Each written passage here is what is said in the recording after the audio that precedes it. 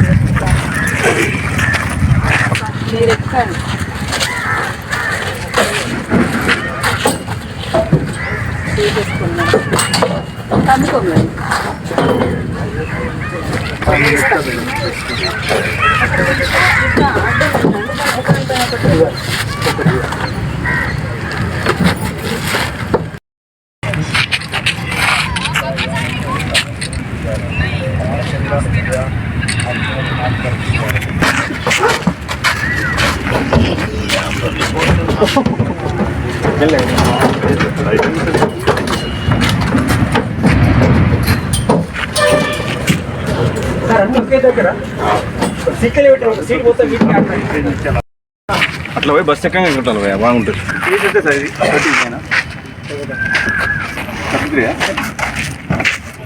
ఎంత సార్ 34